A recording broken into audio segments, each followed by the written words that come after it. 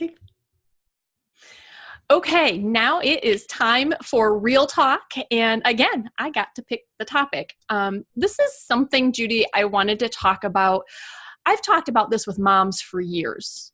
And it's one of the things that when I do a talk or I do a presentation that really seems to hit moms in the heart. And it's this idea of comparing ourselves to other people.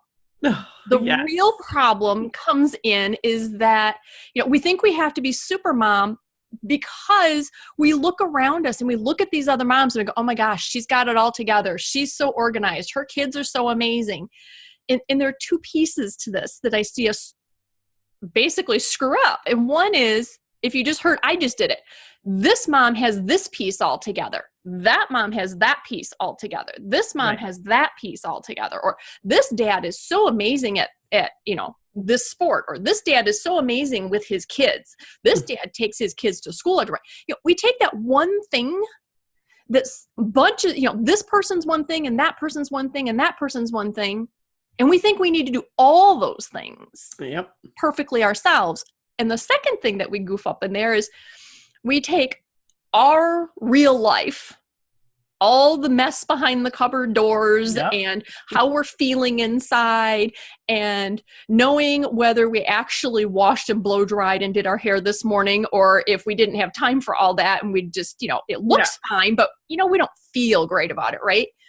And then we look at the person next door, or the person in the pickup line, or the person in the cubicle next to us, and we just look at them and go, oh my gosh, again, they have it so together. So we take like our whole life and all of our mess and we compare it to someone else's snapshot, or we go on their social media, which is the highlight reel of what's good in their life, and we compare our frustrations and our downfalls to someone else's high points. And I know I've done it. Do you do that? Yeah, and it's so funny that you say that. Just yesterday, I had the most interesting experience.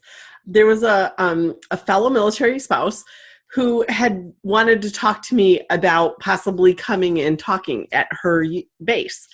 And I didn't realize that we were going to be doing it on a video type of a call. So all of a sudden, she calls me with Skype, I think it was, and it pops up on my phone, and I answered it not realizing that it was video.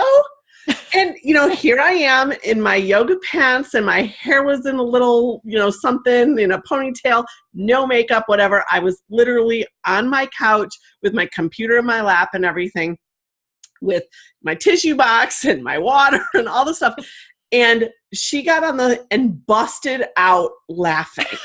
And I'm like, what's so funny? And she goes, I can't tell you how happy it is to see, I've thought of you as this superstar, unreal person for so long because of all the things and all the hats you wear.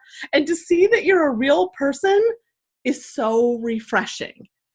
And in that moment, I realized that everything that you're saying, I do it every day. Mm-hmm. Without thinking that other people are thinking that about me. Yeah, we can't imagine how someone could think that about us. Exactly, because I'm such a hot mess 90% of the time. But it is that whole thing that technology and social media, and even just, like you said, walking outside our front door and getting that snapshot moment of somebody totally decked out to the nines and us got garbage in one hand and the dog in the other, and we look at it and say, why aren't we more like Susie Q? Yeah. Why do they have it so much easier than I do? So I have a question for you. So we've set this little stage, and one, it's human nature to compare ourselves, but I really, truly believe that it is detrimental to our ability to have healthy, real relationships with people that we can have be such a great support system. So how do we go from this place where we judge ourselves against everyone else and compare to a place where we can be open and real enough that we can become true friends and support each other in the good, the bad, and the ugly? Yeah. One actually really simple thing is to bring it up to someone. If this is someone, because you're talking about someone you want to become friends with. So if this is the neighbor or the coworker, I think giving them a compliment and saying, you always look so amazing, like so put together when I see you leaving for work in the morning, or you handle maybe it's your, the parent next to you in the cubicle and she's like, hey, John, you handle those personal emergencies so well. Your work-life balance is amazing. And just giving that compliment works, because what happens is most of the time they're going to laugh like you did when this person said, oh, Judy, you're just so incredible. And you're like, no, I'm a hot mess. And so that's what happens, is that they'll give you a peek behind the curtain. Mm-hmm. And that starts to, one, let you let go of the thoughts that you had. And two, if what you want is to move toward a friendship, then that's starting to create some level of emotional connection. And that's just that very superficial, first level, but yeah, it's that real connection, I think. And I think in general, in our society, that's what's really missing. Personal connection. True, real connection where, for me, I just want a friend. You and I have been friends for, goodness, almost 30 years or so. Yeah. But I just want a friend like you that if I get on video with you and my hair is sticking up, you're going to go, wow, you look like alfalfa today. And it's all right. Because I know you're not judging that. You're just making a comment. And I can just truly be myself. And I think as a society, we've gotten so far away from allowing ourselves to be not perfect out. The persona we put out to the world doesn't have to be perfect, because God forbid someone would take a picture and upload it for the world to see. Yeah. And I know that you've talked about how this plays out in our kids. How does that do that? Yeah. Well, a couple of things. One is they're going to do what they see. Yep. So when they see you doing that, they mimic it. I mean, as human beings, that's how our brain functions, is we are born mimicking people, which is how we learn to do everything, is how we learn to walk and talk and function in our societies. So it serves us in many ways. And as parents, we can let that instinct serve us by demonstrating a better way of handling this. Demonstrating that to our kids. And again, you have to kind of verbalize it. You might say, I've always looked at the neighbors as they go to work in the morning and thought, they're so together, what's wrong with me? And then I just stopped and went, wait, there's nothing wrong with me. Right. That's great. They are put together when they go to work in the morning. I'm glad for them that they're not going to work with ketchup stains on their shirt or peanut butter and jelly handprints on their back. And what I'm doing is fine. Or telling our kids, hey, it was so funny because what was it? I said, John at work, I always thought that he had that work-life balance down so much better than I do. I mean, you guys see me struggling with it, and I thought he had it perfect. And I told him that today, and he just laughed. And share this as a story, not a preaching moment, just share it as a story kind of a thing. The other thing we can do for our kids is point it out to them when they do it in a loving way, not judging, going, you're doing that again. Just, right.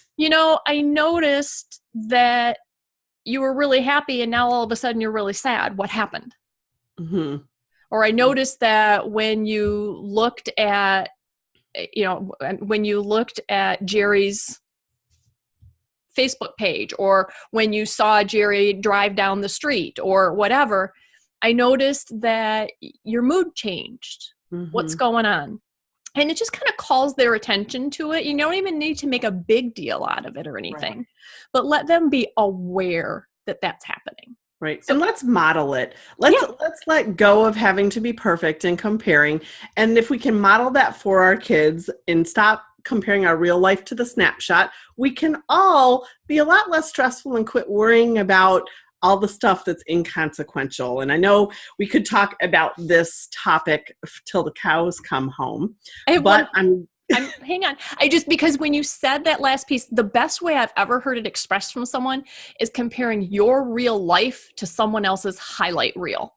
Right. And that's something that I've done where I make a joke about that with my kids. So then when it comes up later, we can go highlight reel, and you can kind of be funny about it. Exactly. So wrap us up, Sandy. Take us away. Okay. So again, thank you for joining us on Mighty Parenting. This is, depending whether you're listening to the podcast or watching Real Talk on YouTube, you might have gotten the whole podcast or part of it, but you can get all of our podcasts at mightyparentingpodcast.com. And we are now live on iTunes. So yay, we're on iTunes and Stitcher. Right. So if you use either of those, feel free to listen there. We ask you to please rate the show, leave us a review. We want to know what you think. We want to know how the show is working for you. And that's one way for us to find out about that. So do that for us. Go to mightyparentingpodcast.com. And when you're at mightyparentingpodcast.com, you can get more resources and things in the show posts. Also, you can put in your email to get notifications every time a show goes live, and you get a nice little inspirational bookmark from Judy and myself, just something to lift you up as you go through your parenting journey. And for goodness sake, do not forget to join us in our Facebook group, the Mighty Parenting Facebook group. We are growing and having fun. Yes, and we're asking and answering questions, and we are having conversations sometimes about topics we talk about on the show or current events and things going on. So until next time, that's Sandy Fowler, and I'm Judy Davis, or maybe she's up there or down there. I'm not sure where she is, but we want to help you become a mighty parent. Thanks for joining us.